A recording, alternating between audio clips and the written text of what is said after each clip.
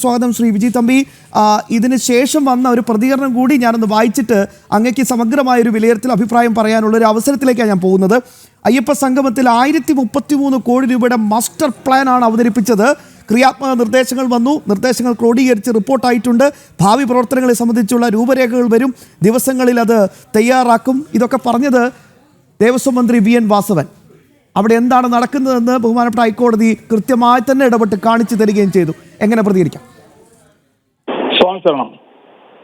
സത്യം പറഞ്ഞാൽ ശബരിമലയെ സംബന്ധിച്ചിടത്തോളം ശബരിമലയിൽ എന്ത് കാര്യം തീരുമാനിക്കണമെങ്കിലും എന്ത് കാര്യം നടപ്പാക്കണമെങ്കിലും അതിന് ഒരാൾ വിചാരിച്ചാൽ മാത്രമേ പറ്റുള്ളൂ. സാക്ഷാൽ ശബരിമല ധർമ്മശാസ്ത്രാവ്. അതിന്റെ ഏറ്റവും വലിയ തെളിവാണ് ഇപ്പോൾ ഈ വർഷങ്ങളായി നടന്നുകൊണ്ടിരിക്കുന്ന ഈ ക്രമക്കേടുകളും ഈ മോഷണവും പുറത്തു വന്നിരിക്കുന്നത്. അയ്യപ്പസ്വാമിക്ക് അനിഷ്ടമായൊരു സംഭവമാണ് സെപ്റ്റംബർ 20 പമ്പയിൽ നടന്നത്. ആഗോള അയ്യപ്പ ഭക്ത സംഗമം എന്ന് പറഞ്ഞ് തുടങ്ങി അതിൽ നിന്ന് ഭക്ത അങ്ങ് മാറ്റി ആഗോള അയ്യപ്പ സംഗമമാക്കി. അപ്പൊ ആർക്കും വരാമല്ലോ. ഭക്ത സംഭവം ആകുമ്പോൾ അവിടെ പിണറായി വിജയനോ വാസവനോ ഒന്നും ഇവിടെ എത്താൻ കഴിയില്ലല്ലോ. അതുകൊണ്ടാണ് അത് ഭക്ത അങ്ങ് മാറ്റി അയ്യപ്പ സംഗമമാക്കിയത്. എന്നിട്ട് അവിടെ നടന്നതോ കോടിക്കണക്കിന് രൂപയുടെ തിരിമറികളാണ് അവിടെ നടന്നത്. ഇപ്പൊ പറയുന്നു 1000 ചില്ലുവാനും കോടി രൂപയുടെ സ്പോൺസർഷിപ്പ് കിട്ടിയെന്ന്. എവിടെ? ആദ്യം നടത്തിയതിന്റെ പൈസ എവിടെ? 3 കോടി രൂപ ദേവസ്വം ബോർഡിൽ നിന്ന് എടുത്തിരിക്കുന്നു. ഈ സർക്കാരും ദേവസ്വം ബോർഡും എന്താണ് ഹൈക്കോടതിയെ ധരിപ്പിച്ചത്? ഒരു പൈസ പോലും സർക്കാരിൽ നിന്നോ ദേവസ്വം ബോർഡിൽ നിന്നോ എടുക്കാതെയാണ് ഈ അയ്യപ്പ സംഗമം നടത്താൻ പോകുന്നതാണ് എന്ന് പറഞ്ഞിട്ട് ഇപ്പൊ കാണിച്ചിരിക്കുന്നത് എന്താ? ഈ സർക്കാരിന്റെ കീഴിലുള്ള ഊരാളങ്കൂർ സൊസൈറ്റിക്ക് 7 കോടി ചില്ലുവാനം രൂപ കൊടുത്തു എന്നാണ് അറിയുന്നത്. അവിടെ AC പന്തലുണ്ടാക്കി. ആലോചിച്ച് നോക്കൂ, 600 ചില്ലുവാനം പേരാണ് അവിടെ പങ്കെടുത്തിരിക്കുന്നത്. കസേരകളെല്ലാം കാലിയാണ്. നമ്മൾ പല വിഷ്വൽസിലും കണ്ടു. ഇവർ പറഞ്ഞു AI ആണെന്ന്.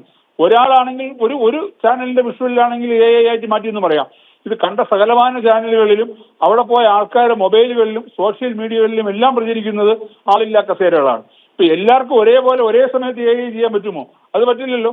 അപ്പൊ ഇതൊരു വലിയ തട്ടിപ്പാണ് അവിടെ നടന്നത്. വിജയ് തമ്പി, ഒന്ന് ഇടപെട്ടുകൊണ്ട് ഞാനൊരു കാര്യം കൂടി ഒന്ന് ആഡ് ചെയ്തോട്ടെ. ഭംഗിയായി കാര്യങ്ങൾ മുന്നോട്ട് പോകുന്നത് കൊണ്ടാണ് എല്ലാവർക്കും വലിയ രീതിയിൽ ആവശ്യപ്പെടുന്നത്, അതായത് രാജ്യമൊക്കെ ആവശ്യപ്പെടുന്നത്. ദേവസ്വം വകുപ്പിനോ മന്ത്രിക്കോ ഇത്തരം കാര്യങ്ങൾ ഇടപെടാനുള്ള അനുവാദമില്ല.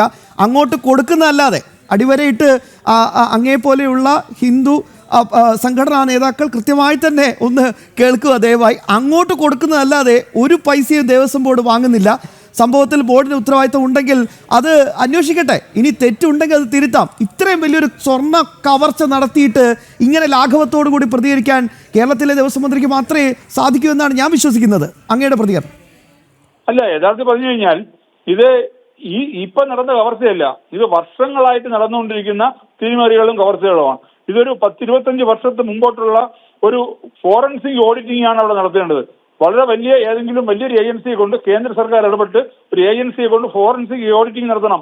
അതുപോലെ കേന്ദ്ര സർക്കാരിന്റെ ഏതെങ്കിലും ഒരു വിങ് വേണോ അതിൽ അന്വേഷണം നടത്താൻ, CBIയോ പിന്നെ AO അങ്ങനെ ഏതെങ്കിലും ഒരു വിങ് വേണോ അന്വേഷണം നടത്താൻ. അല്ലാതെ ഇവിടുത്തെ ദേവസ്വം വിജിലൻസോ അല്ലെങ്കിൽ കേരള പോലീസോ അന്വേഷിച്ചിട്ട് എവിടെ എത്താനാ? കേരള പോലീസിൽ ഇനി ADGP അല്ല DGP അല്ല, അതിന്റെ മുകളിലുള്ള ഒരാൾ അന്വേഷിച്ചാലും ഇതൊന്നും തെളിയാൻ പോകുന്നില്ല.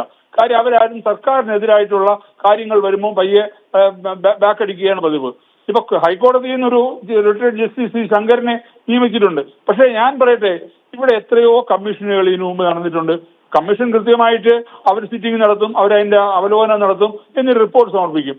ഏതെങ്കിലും റിപ്പോർട്ട് ഇന്ന് വരെയെങ്കിലും അതിനനുസരിച്ചുള്ള നടപടികളിലേക്ക് പോയിട്ടുണ്ടോ? ഒന്നും പോയിട്ടില്ല. ഇതെല്ലാം വെറും പ്രഹസനങ്ങൾ മാത്രമാണ്. അപ്പോൾ ഒരു കേന്ദ്ര ഏജൻസിയുടെ അന്വേഷണം വരണം. 10-25 വർഷം മുമ്പോട്ടുള്ള ഒരു തട്ടിപ്പിന്റെ കാര്യം അന്വേഷിക്കണം. ഇത് മാത്രമല്ല, ഞാൻ ചോദിക്കട്ടെ, ശബരിമലയിൽ എത്രയോ ഭക്തന്മാർ എന്തെല്ലാം സംഭവങ്ങൾ ഭഗവാന് കാണിക്കയായിട്ട് അവിടെ അർപ്പിക്കുന്നുണ്ട്. സ്വർണവും രത്നവും അങ്ങനെയുള്ള ഒരുപാട് വിലപിടിച്ച സാധനങ്ങൾ അവിടെ എത്തിക്കുന്നുണ്ട്. ഞാൻ എനിക്ക് കണ്ടപ്പോൾ തന്നെ 2-3 പ്രാവശ്യം സ്വർണ്ണ കിരീടങ്ങൾ ഭഗവാന് സമർപ്പിച്ചിട്ടുണ്ട്. ഇതൊക്കെ എവിടെ പോയി? അപ്പൊ ഇതിന്റെ എല്ലാം കൃത്യമായ കണക്കെടുപ്പ് നടത്തണം.